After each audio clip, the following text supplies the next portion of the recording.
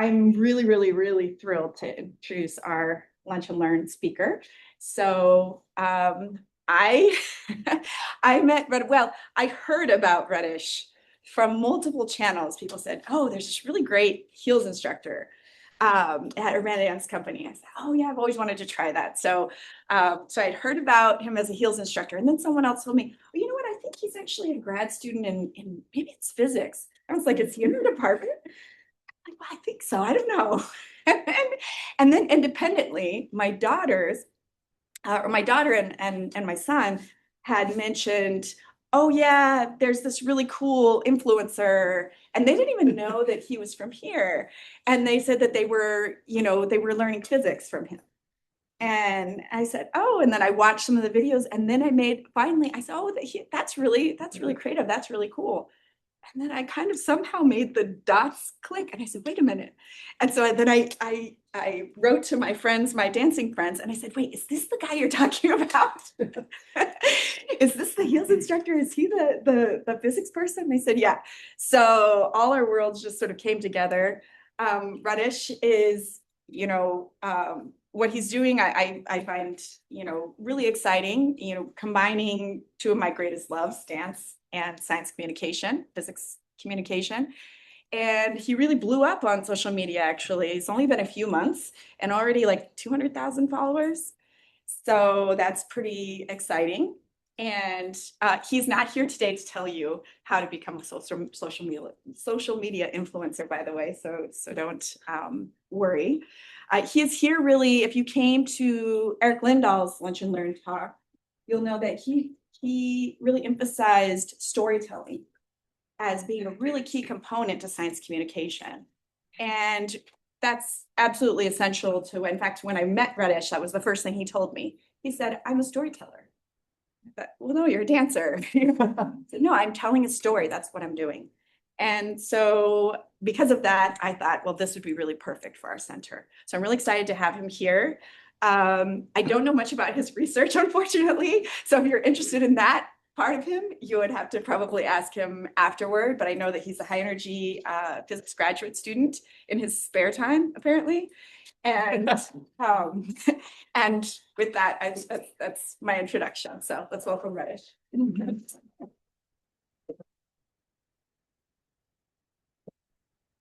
Thank you very much.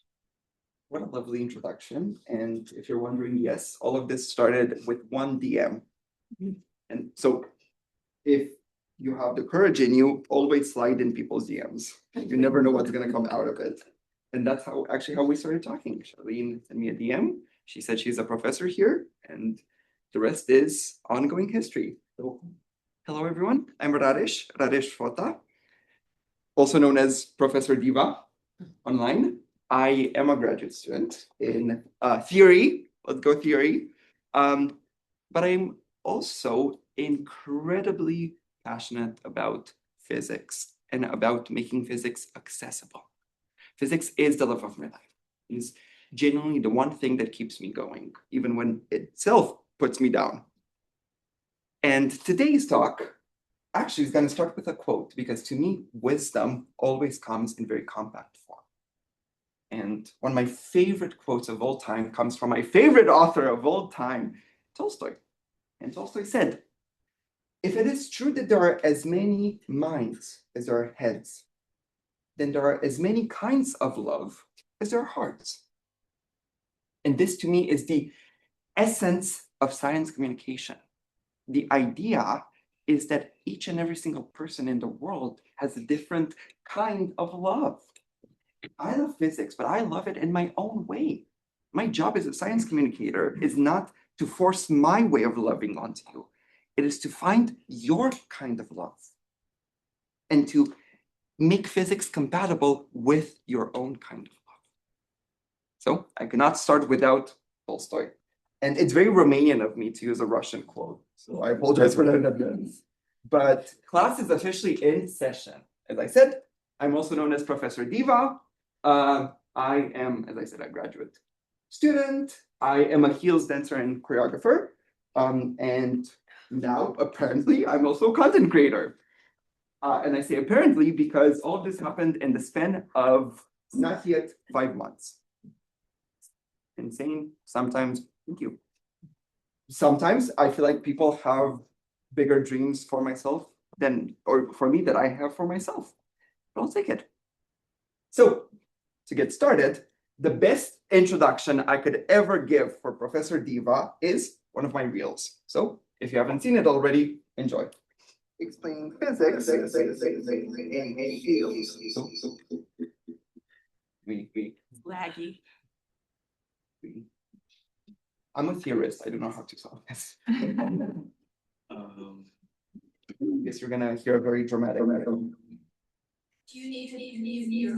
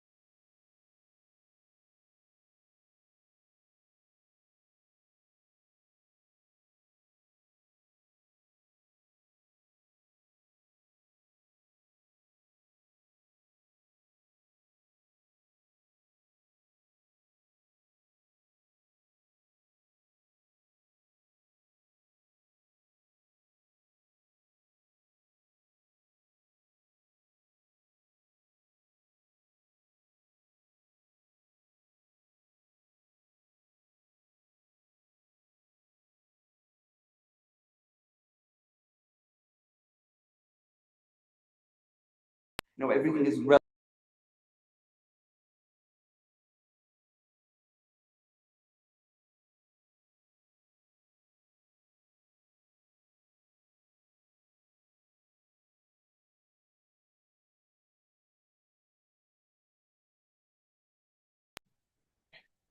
good.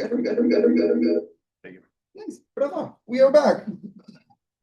So, my first mission when it comes to actually communicating science is actually undoing the damage that years and years of Hollywood and science fiction have done to physics. But physics is still a story, as you saw with relativity, right?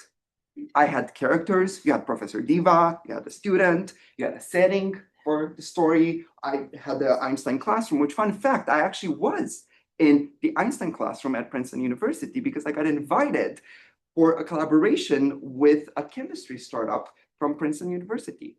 So science communication goes beyond textbooks in the classroom. And I've been beyond grateful to discover the world one science communication video at a time. But I told a story in the span of a video that had 1 minute and 20 seconds. Right? Because physics is a story. It has always been and will always will be. Physics is a human endeavor. And as humans, the number one thing we do in life is tell stories.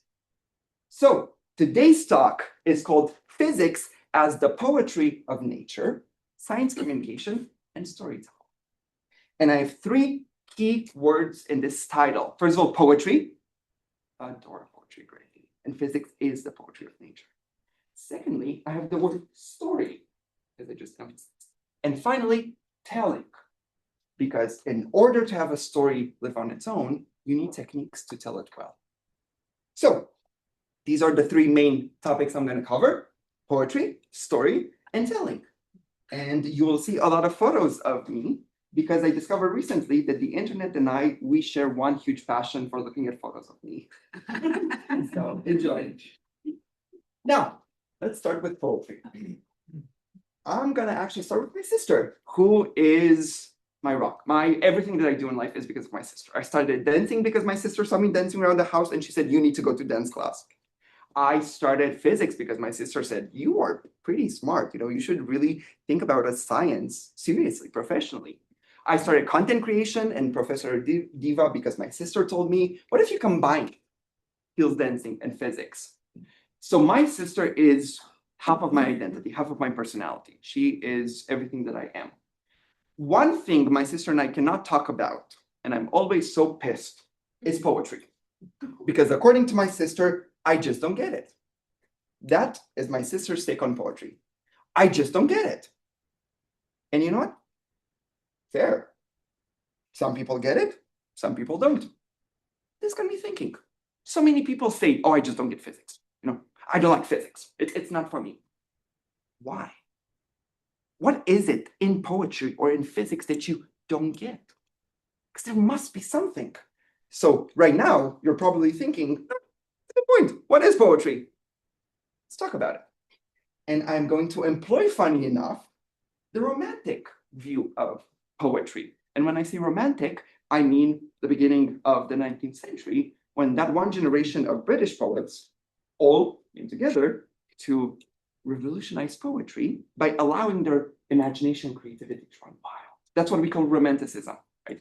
If you're taking someone out on a date and you feel romantic, now you know where it comes from. It comes from this idea of letting your imagination run free. So the romantic poets thought that poetry is like dreaming. They both come from the same process. So what is dreaming? First of all, you experience something in real life, but you haven't yet processed it emotionally. You don't quite know how to feel about it. So what happens is that your subconscious packages that experience in image form, which gets delivered to you as a dream. You dream it, you see it, right? You live it in your dream. And then when you wake up, you start translating that experience, that dream, that image, by tracing every symbol, every visual element back to an experience from your own life. That is what the Romantic poets thought the dreaming was. And I'm going to give you a very clear-cut example. When I was taking in undergrad a modern physics class, and I almost dropped out. I was taking an awful class. I still remember it. The fact that I'm talking about it now proves just how awful that class was, which gave me none of the resources I needed. The lectures were awful, the homework was awful, but I was motivated. I was trying so desperately to do well in that class. I was desperate. I remember so vividly having a dream about driving a car with no brakes whatsoever. That sensation of driving, being in traffic, and then trying to brake the car. And no matter how hard I pressed on the pedal, and I saw the car in front of me getting closer and closer. That's when I realized this dream is not about driving. I don't usually drive on campus. It was about that class. No matter how hard I tried to do well in that class, it was like driving a car with no brakes. That sensation of stomping my foot on the brake and nothing happening was exactly the sensation I had in every single lecture. It was in that moment I was like, you know what? Those romantic poets were right. They're onto something. I like that idea. So why is this person wearing a vest talking about dreaming in front of all of you as part of the QCB Center? That's because that's also what poetry is. Poetry means experiencing something in real life you haven't emotionally processed. The subconscious packages that experience in image and delivers it in the form of poetic inspiration. No more dreaming, poetic inspiration. And then that poetic inspiration gets translated, key verb, translated, when you write a poem. if you ever wrote a poem about something, try finding your images, your symbols, and thinking, you know, what does this remind me of? Where does this come from? You'll discover that you're going to learn so many things about yourself just by translating your own creations. Do you think you are wearing your outfit today just because on a random whim you decided to wear the clothes you're wearing today? What if you translated your outfit today? Why did you pick that shirt? Why did you pick those pants? I'll tell you why I picked this vest, for example. I feel like it makes me concentrate. The way my waist, for example, is snatched makes me concentrate. That, for example, is poetic translation. Again, why am I talking about poetry? That's because when my sister says, I just don't get it, what she means is she's missing the translation part. She has all the tools. She has the experience. She has the images. She fails to translate those images into a lived experience. And that brings me to an example, a clear-cut example of what it means to get it and to not get it. This is one of my favorite poetic quotes from a British author called Alice Oswald. And she says, as if I waded in 30 yards from the surface of myself. Isn't it? Striking surface of myself.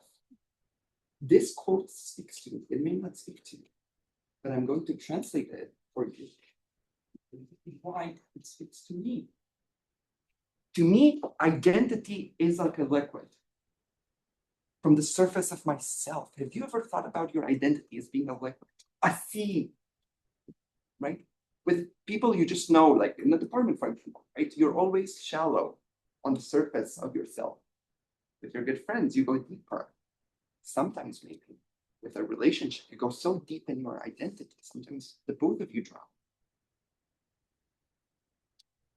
Surface of myself. And that is what a translation is. So, how do we use translations in physics? That's the beauty of it, is that I would like to propose now, if the dead romantic poets can hear me from their grave, physics is itself a form of translation. It is like poetry, like dreaming, right? You experience something in the real physical world around you, but you haven't yet mentally processed that. There's something about the natural world that we don't understand. But what happens is that our imagination keyword packages that experience in image form and delivers that in the form of a recognized pattern. And then it is our job as physicists, as scientists, to translate that pattern using the language of mathematics. It's like poetic creation. It's like dreaming. So when someone doesn't get physics, just like my sister not getting poetry, what they're missing is the translation part. That is the job of a science communicator, to translate things for the audience. So, a very clear-cut example of translation, right? An apple falls. We all know the cliche, we all know the example. Apples fall from trees. My phone keeps falling out of my pocket. Objects seem to have a tendency to fall. When we package that idea of objects falling into the image of a force, that's what a force is, an image. Are you telling me that that arrow is supposed to be a physical object? It's an image. And that's okay. We need images. Why? Because images, just like in poetry, are then the foundational elements we translate. Because the force that makes one apple fall, one phone fall, will be found everywhere else in the world. That image, that force, is everywhere then. But I need, as a physicist, that image first in order for me to start recognizing it in the world. I love seeing heads. And it's always at that very gravitas nod. Nice. I love physics so much. And I love poetry so much. And I wish my sister could understand either of those. I'm kidding. I love her. We are in different fields. That's why we can make fun of each other. So some people get it. Others don't. That is what we call talent. Talent means speed. The people that are talented go through the translation process very quickly. I know physics. Someone, for example, that does engineering also knows some physics. We both went through the translation process. I happened to go through it more quickly. Hence why I ended up doing physics. But we both went through the same process successfully. So the people that don't get it, they just need extra help. Whether it is extra resources in the translation process, extra time, or if they just need the environment to translate it properly. So that brings me to another video. Oh, no, never mind, it's the same video. Right? 2 ways of understanding relativity, and I'm not going to play it to not scrub the system again, but this is the relativity video I showed you before. That idea of who's moving, is it Professor Diva, is it a student? That was a striking visual. So many people send me messages saying, I finally get it. I finally get it. That exact phrasing, I finally get it. Do you know when I got it? When I saw this. The general audience did not get it when they saw this, but they did get it when they saw my video. But we both eventually got it. We got the idea of relativity. I just happened to get it faster. That is my job as a science communicator.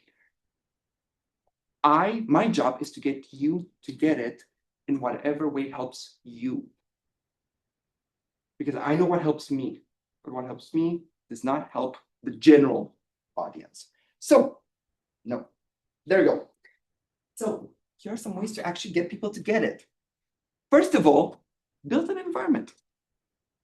When I teach students, for example, I don't go up to them and tell them energy is an object's potential to move.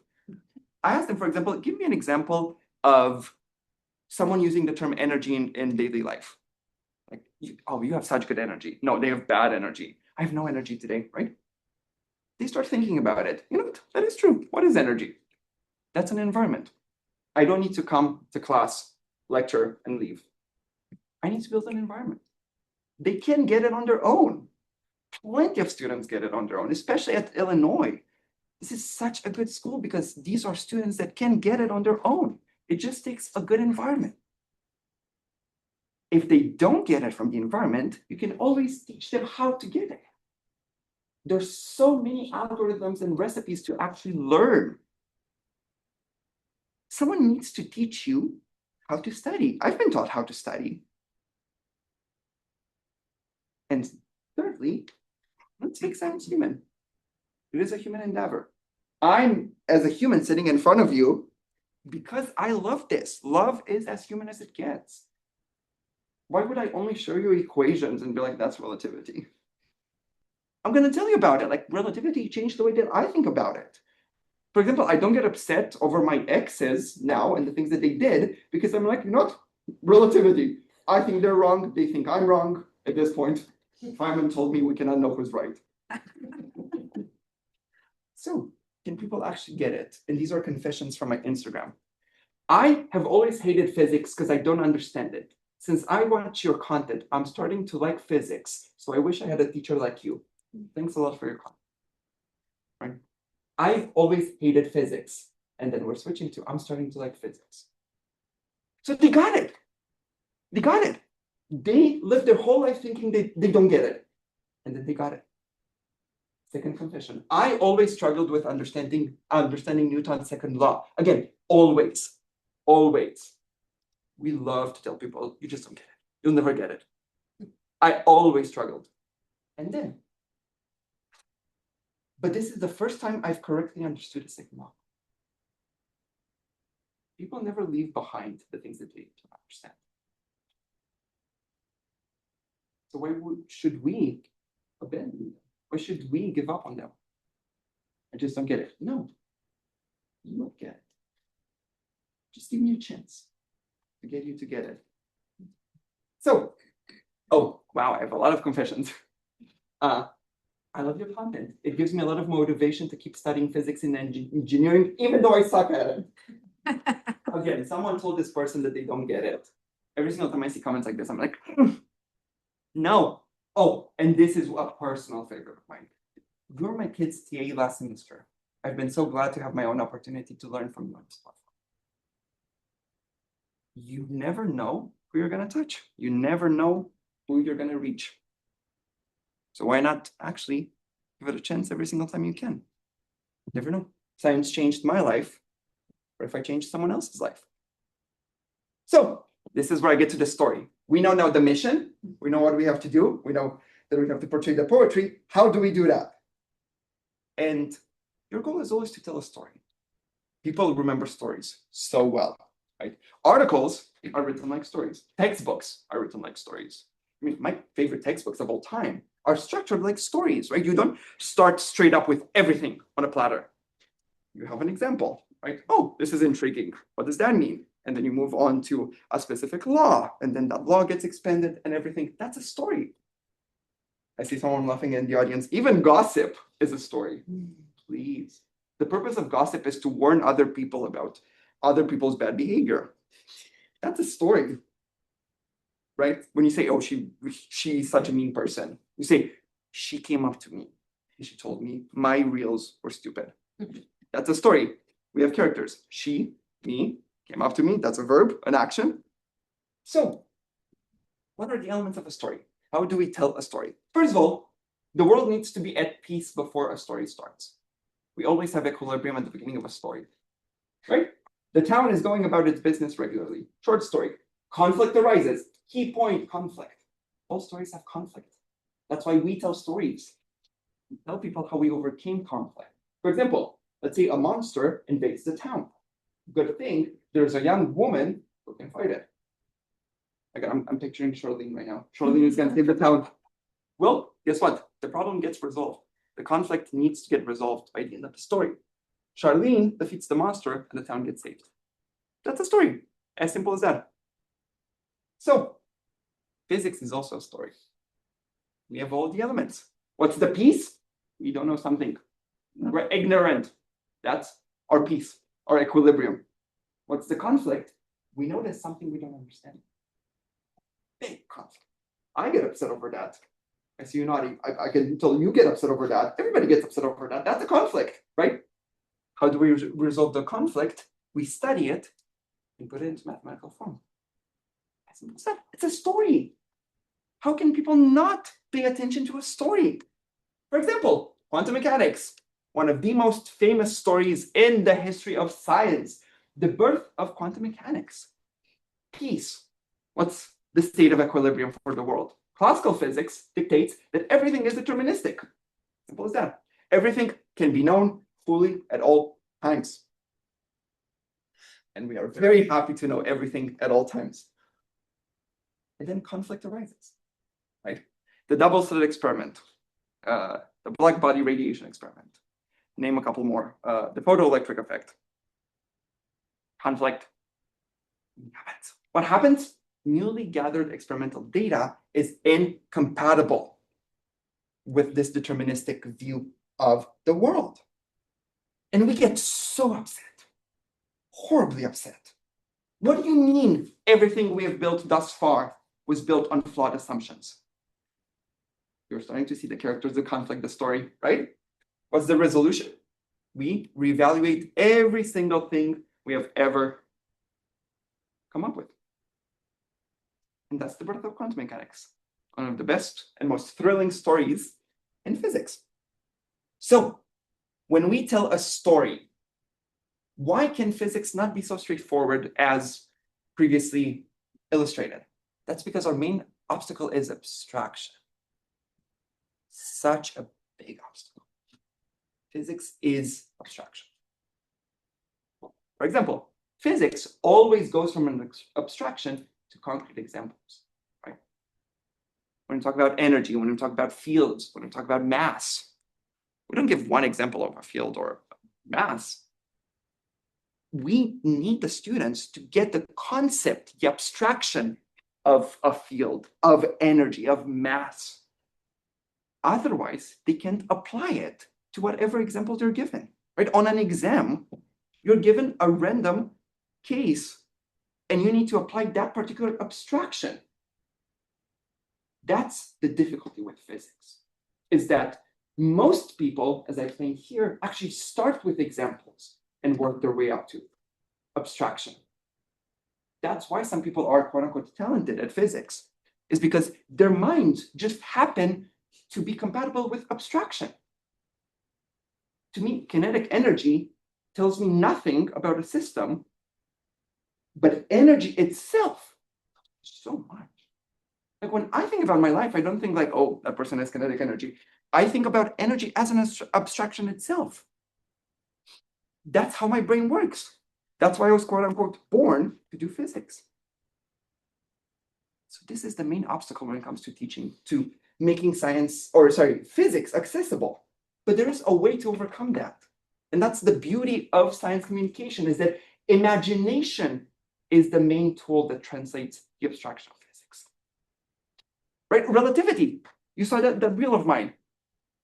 I use my imagination to give people a concrete example for this idea of abstraction in physics, this idea of relativity. We have so much imagination as physicists. We're overflowing with it. That's why we understand abstraction. It's because we use our imagination greatly. So this idea of going through the process of translating the abstraction by creating images is the way that we trace abstraction back to our daily life. The fact that I can imagine so many scenarios for energy shows the fact that I trace the abstraction of energy back to my life. Have you ever explained something with, think of it like this. Think of it like this. Imagine this. You're using your imagination. Energy, think of it like this. If you drop an object, imagination, right there. I just fled the realm of abstraction to give you a concrete example. As simple as that. So, to visualize science means to share your scientist imagination with non-scientists. That is what I do on social media. I use my scientist imagination and put it into visual form to give people an impression of what it means to imagine things on your own. The best thing I can give to people is the experience of getting it by imagining it, by translating that awful abstraction in a digestible form. Here is another example. What was the protocol again?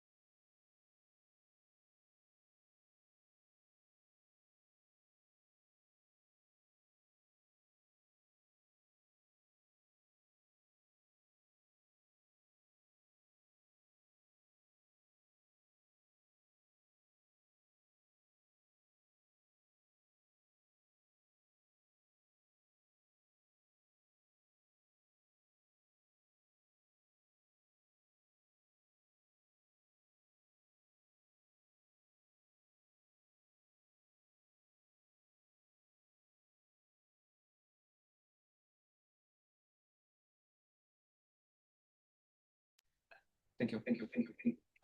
The heat of the moment, to quote that Asia song from the 80s. That is my mission. To use social media to my advantage, to translate this really unapproachable abstraction that we call physics. So, as I said, my mission is to give people the experience of what it feels like to be talented at physics and to get it on your own by sharing my way of imagining and visualizing physics with the general public. I went through this whole process of imagining on my own so many times in my life, at every single point. I'm learning right now QCD, lattice QCD. For every single concept I learned, I had to make an entire mythology in my head of visuals, of images, of visualization. Being quote unquote talented is not about getting it without any help. It is about being self-consistent. And if someone is not self-consistent, that's where you come in. And you give them some of your images, some of your visuals. As simple as that. So this is the final and shortest part of my talk. And this is called just telling. I'm just about to share some techniques I learned from my history with science communication. And I'm going to start again. Oh my God, I am self-promoting so much. Thank you for paying attention. But I do want to take one concrete example and unpack it with all of you, because I've given you a lot of abstraction. I'm going to give you one concrete example. So we're going to do this together yet again. Oh, let me learn.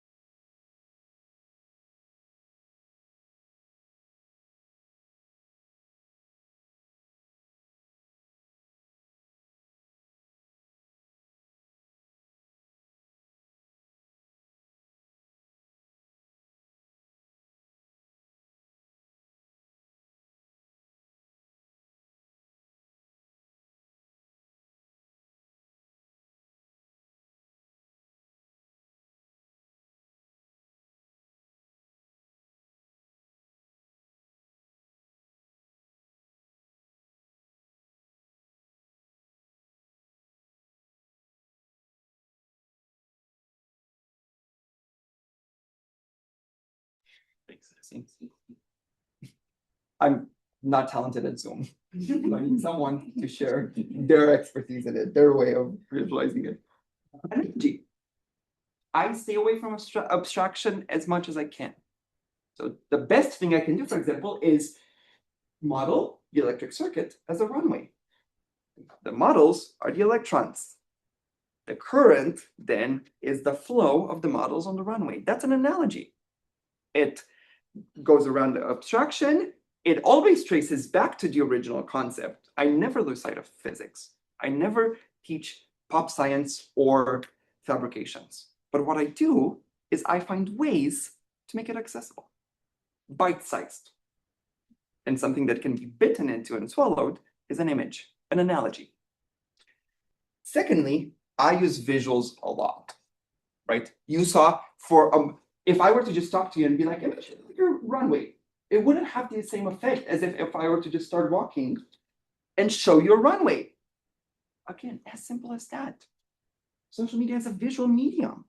If you talk about something, just show it, just visualize it. I'm a very linguistic learner. There are so many other people that are visual learners. Thirdly, do not trust the math. People have such an irrational fear when it comes to math. It's entirely irrational. Most of the people could understand the math easily. It's just the concept of math itself that scares them. I've tried so many times to be like, dude, just think of it like a product between I and R. And they're like, oh, I'm not good at math. I didn't ask you to be good at math. I asked you to give it a chance. Again, it's not about me coming here and scolding people. You should give math a second chance. It's about me working with what kind of love you do have. Remember Tolstoy's quote? There are as many kinds of love as there are hearts.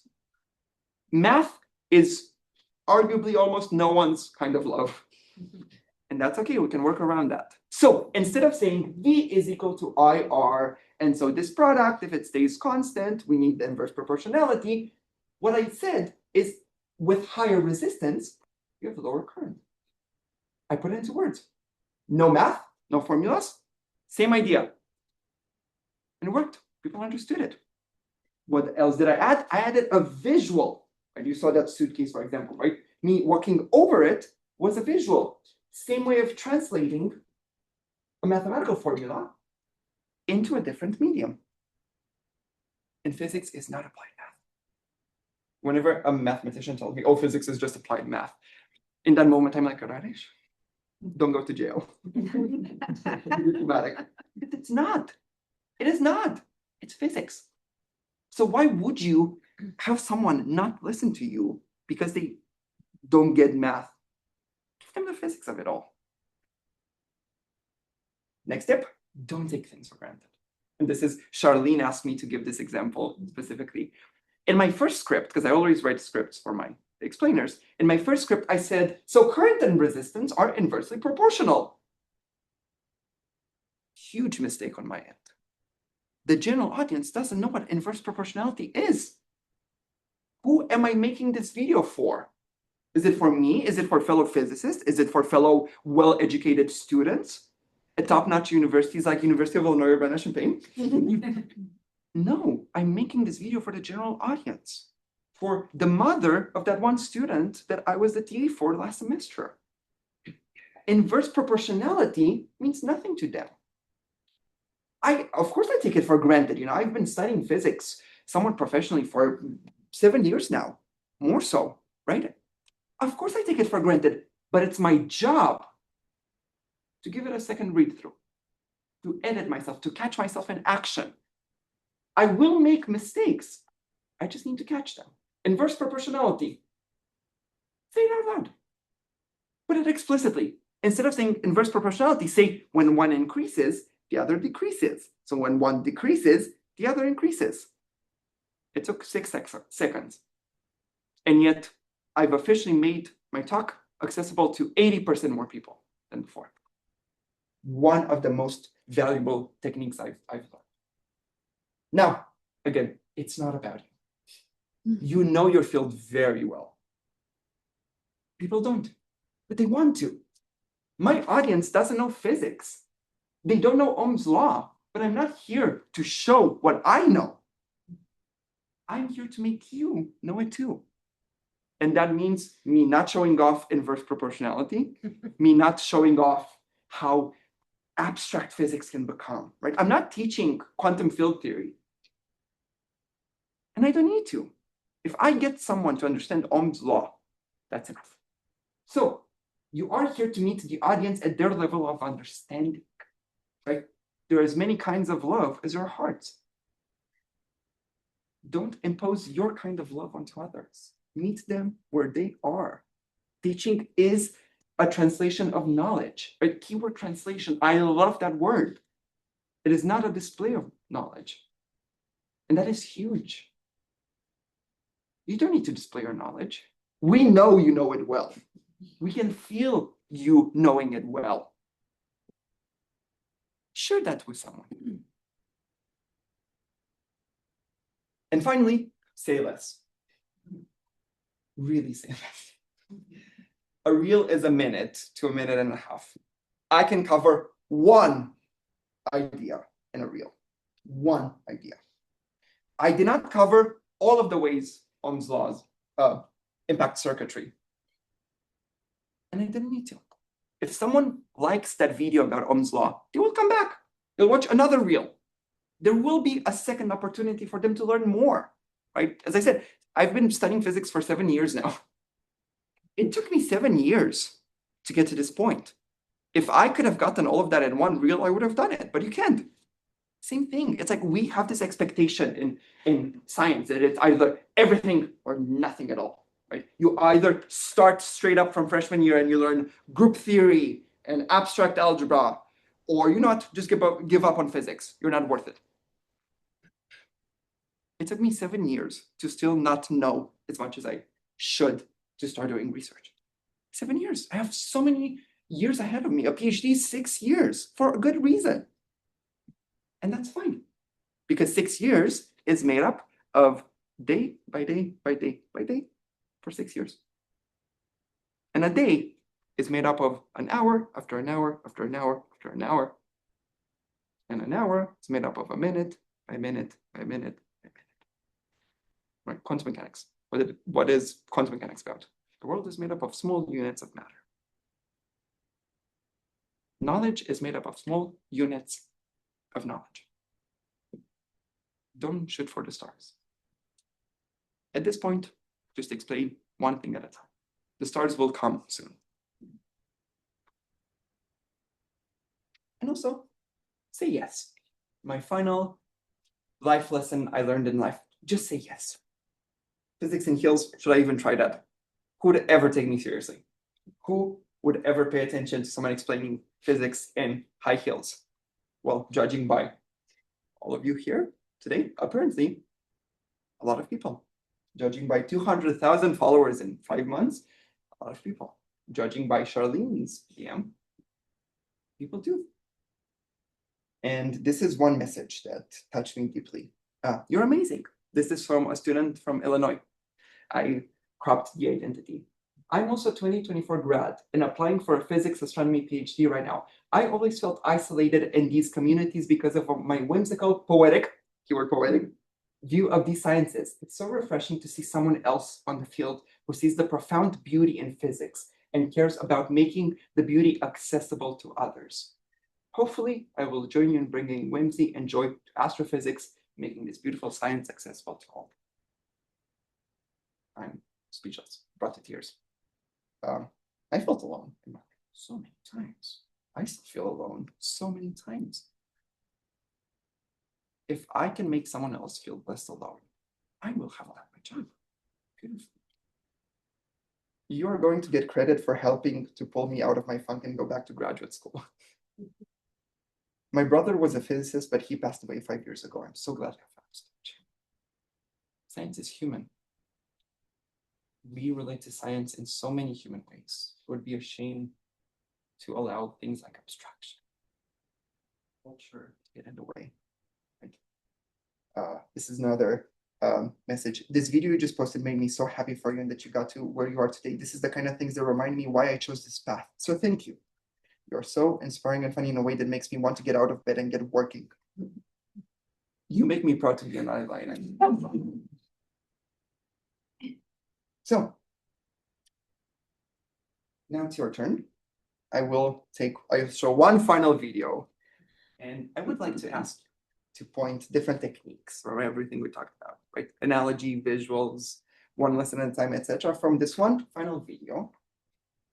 Because I believe in engaging your audience when you learn. I, again, could lecture all day, but social media has taught me to say less. So I'm gonna shut up for once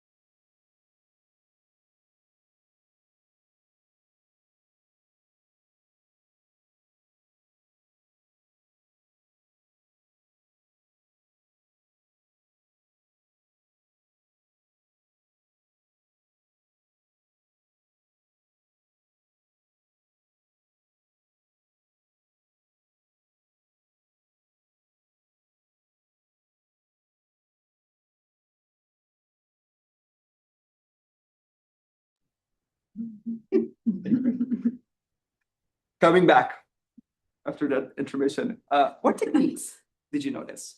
And I'm opening the floor to you. Anyone, any technique? Please. We have the visual and knowledge walk on the hardwood surface versus the carpet to see, to kind of explain how light travels slowly. Beautifully, thank you. Exactly. Analogy. Video is structured around an analogy, as you said. Carpet, hardwood floor. As simple as that. Right? They're both different media. Simple as that. Thank you. Any other techniques people noticed? Yes, please. You still connected it back to the math. Thank you. Very nice. This is one of my only videos where I include math. Mm. Exactly. I also offered a description of the math. As you said, very nicely connected back to it. Did you feel the math being intimidating at the end of the video? Thank you. Glad to hear that. You also connected like the angles. So you tried to like walk in a similar angle that you drew on the board. So it's visual, but also physical. Thank you so much for noticing that. Yeah. That took a lot of shots. There you go. Again, visual. Any other techniques you noticed? Please. The glass of water and the chopsticks. What would you describe that as? What would you qualify it as? That was also visual. Exactly. And an example. Everybody has seen a chopstick or a glass or a straw or something in a glass of water. Example, right? People don't work with abstraction, they work with examples. They can always trace it back to their own life experience. Thank you. Anything else? Any other?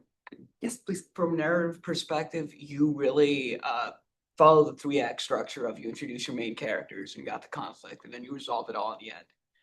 You also introduced Snell's law only when all the key elements were there. So it was very much like a pyramid kind of going up to the main point at the end. I'm gonna give you one big high five for that. I thank you.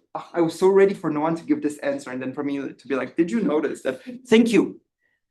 It was a story. I had characters, as you said very nicely. I had characters. Light is a busy diva. I had a character. Right? What's the conflict? She needs to get where she's going fast. How does she resolve that? By calculating the path. Thank you so incredibly. What is your name? Kevin? Thank you, Kevin. Yeah. Love that greatly. There you go. 1 minute and 20 seconds. Hours of work behind that. But it gets the job done. And that's how I learned those techniques. I applied them and how, oh, I forgot to include a thank you note. Conclude, President, write a few words about your future with the team and what you'll achieve. History is still meant to be written, so I'll take it. Well, thank you very much.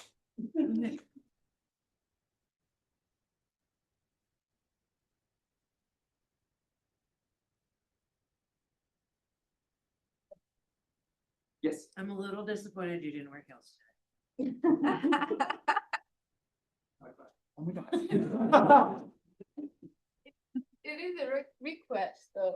Like, you still have time. I'll trade you, right? Sure, mine. You can wear mine. Thank you very much. I just noticed I forgot to wear makeup. Thank you. Wow. That is disappointing. We'll have to do this again, Charlene. Yeah. And I'll bring back heels. Thank you for holding me accountable. Peer reviewing. I have a Please. sort of question comment. I think that you know, so one of the things that so my kids to my but I mean it's fine. I'm not disappointed. I love my children and they're great in their own way, but they don't love physics. They don't love not, you know, both of them want to be, you know, in the arts and you know, they're very good at math. They're not afraid of math, but they just, you know, it's just not their thing. However, they came upon your videos and they loved them. And then they, you know, were learning physics from it. So I think that one of the things that really, you know, drew me to what you do is that you have a unique perspective that speaks to people, I think, who wouldn't maybe traditionally be interested in physics.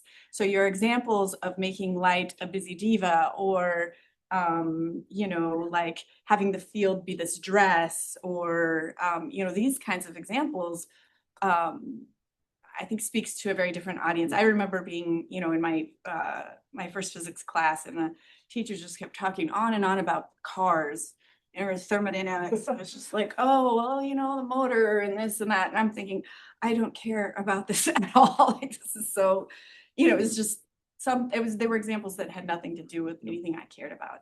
And your examples are all things that I can relate to.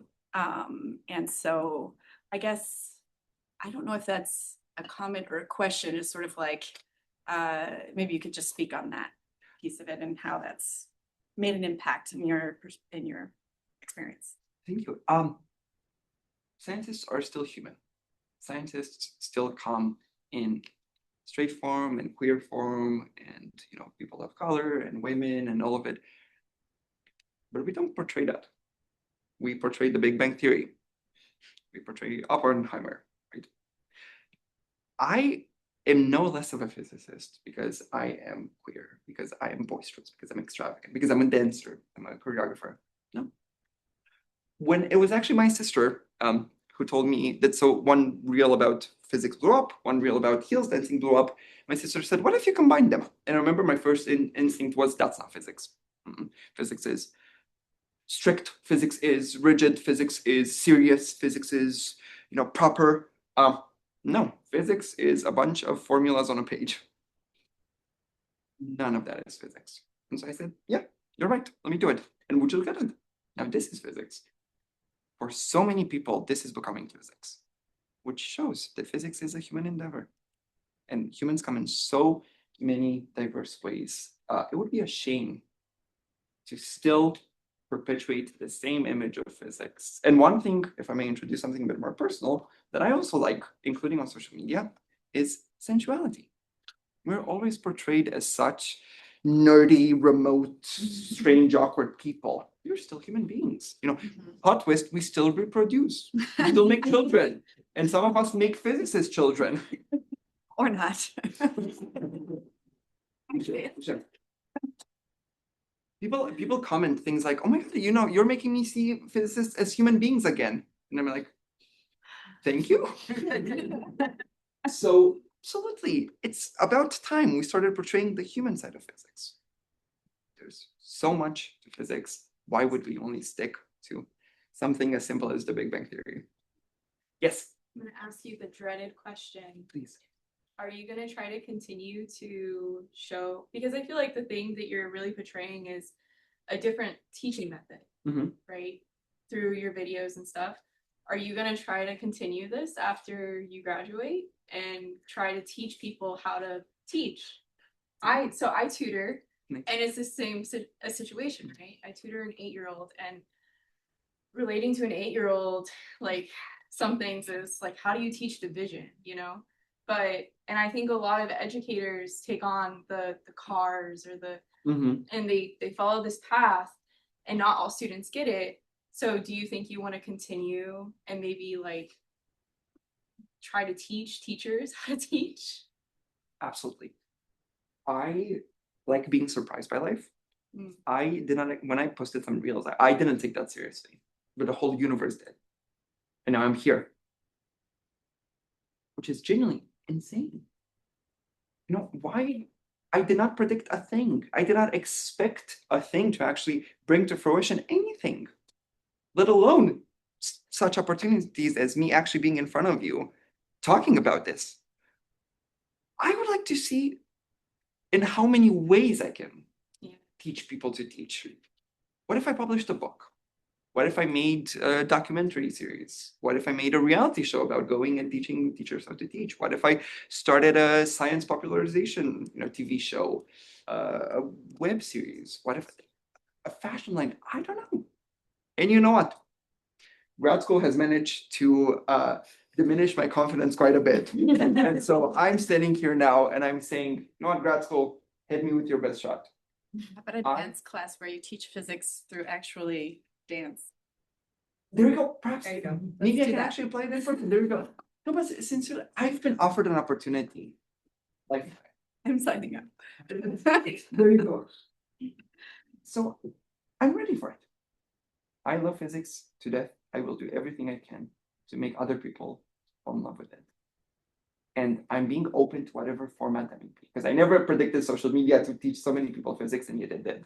So to respond to your question, I am ready to do it all one thing at a time, whatever that may be. If you have any ideas, I can always quote you and thank you in my acceptance speech. Yes, please. Can you talk a little bit about your production method? Yes, absolutely. I always start with the script. My script always starts with reading comments and messages from people, because people always propose things. Can you please, oh, I love your refraction video. Can you please explain Ohm's law? I love your Ohm's law video. Can you please explain projectile motion? I always listen to my audience first. I always take whatever they're struggling with. I write a script. And in that script, I always come up with an image first, right? A visual, analogy, a story. I write that script. I wait a day. I re-edit, or I edit the script to take out everything that I find strange. And then based on the script, I write a recipe for film. Each idea needs one visual. That then goes into the filming process. The filming takes a couple of hours, from setting up the lights, the camera, everything, putting makeup to hide the under circles that grad school has given me. Filming always takes, and it's interesting, it's a process. During filming, I rewrite the script incredibly much. I come up, for example, the glass, I was drinking water and I was like, wait, I can include an example of putting a chopstick in water to show how it bends. So that's my second long. It takes a couple of hours because I always reshoot things. I look at them. I try to see a sort of story coming along. After that, the third time that I rewrite the script is when I edit it. The editing is always the longest but most fun part. The voiceover, for example, I rewrite the script so much during the voiceover because I see things that just don't flow off the tongue. They roll off the tongue. They perhaps don't make as much sense now as they did when I first wrote it. I see some extra shots that I didn't plan for, that I rewrite the script. So I would say writing the script takes like 2 hours or so to edit and everything. Filming takes 3 to 4 hours to get footage, and I usually get a lot of footage at a time so that I can then distribute it. Editing also takes like 2 hours on that. So that's my whole process for one video. Hence why when it makes, when it gathers millions of views, people also see the structure. They feel well taken care of. And that's something I always want to give my audience. I can always speak and write on a whiteboard, but I want my people to feel taken care of. So that is my production process. That's a good question. Can you say what like software and equipment you use? I use, for filming my iPhone, I use CapCut to edit it, which is great because it is made for social media. So it has a lot of tools for that. The voiceover I have a professional microphone that is a lavalier. So it is a wireless microphone that I usually hide in my tie or things like that. And I'd say that's about it. Can you do everything yourself? Yes. That's impressive. Yeah, impressive, right? Oh, you had a question. Yes, I'll come back. Kind of going off that last question, given how many social media platforms there are, Yep. Why specifically go with short form content versus something longer like a YouTube video? Wow, that's a really good question. If you can't explain it in a minute and a half, perhaps you shouldn't try explaining it in 10 minutes. I've always noticed that I don't need 10 minutes to explain Ohm's law.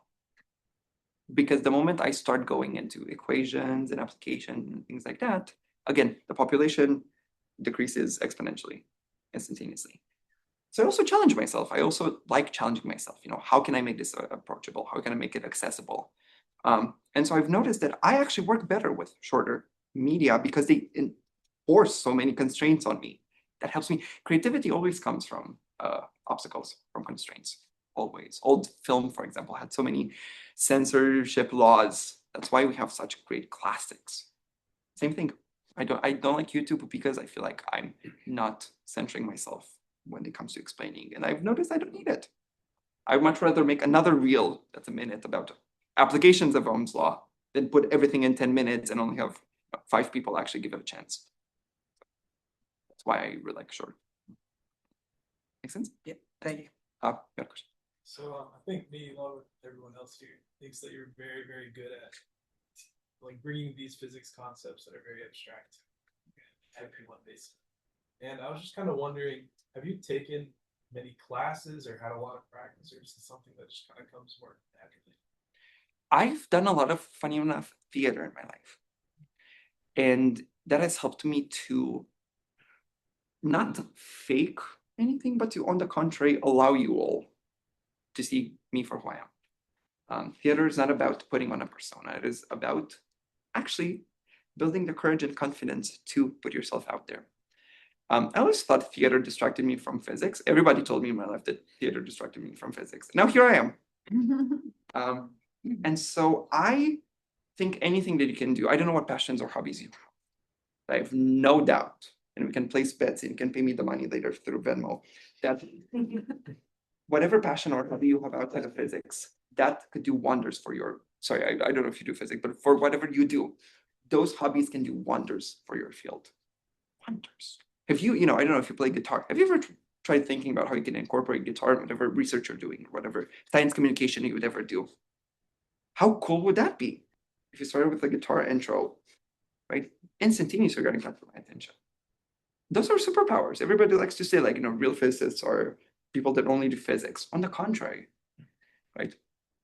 Hate to bring this example, but Einstein, played the violin. Brian May, my mother loves to mention Brian May. Brian May, right, was a guitarist, if I'm not mistaken. Or was it AC/DC? Queen. My mother would be very disappointed. Mommy, if you're watching, I'm sorry. You're watching, she's back in Romania. Queen, my bad. There you go.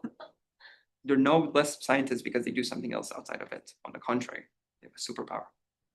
So thanks for asking that. Theater, I would like to believe, is my superpower. Heels dancing is my superpower. Right? Those things have made me, quote unquote, open on stage to explain these things. Yeah, please. How has all of this changed how you present your work to other professionals in your field without being condescending? Superb. I will say, people know me now. I go up to people and I'm like, oh, hi, I'm Rares. And they're like, I know you.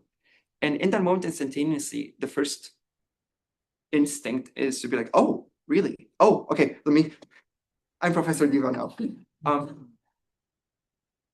What's remarkable is that it is the physics community that's embraced me the most. I expected to get crucified by the physics community for not doing proper physics. On the contrary, I'm more in love with physicists than I've ever been. I see Rebecca smiling and nodding here. We talked about it. When you open up to the world opens up to you. Professionals now, for example, because they know me, on the contrary, they respect me even more. They pay even more attention to me. So I feel like with social media, the reason I would like to believe I don't appear condescending is because I have calmed down. Being known by people now basically is telling me, like, I have nothing to prove anymore. Like when someone approaches me, and they know me already, for example, in that moment, I'm not like, I need to show you how much physics I know. My research is top notch. No, in that moment, I'm like, hi, I'm Rares. What do you want to talk about? And when we talk about something, it feels like they have nothing to prove towards me. I have nothing to prove towards them.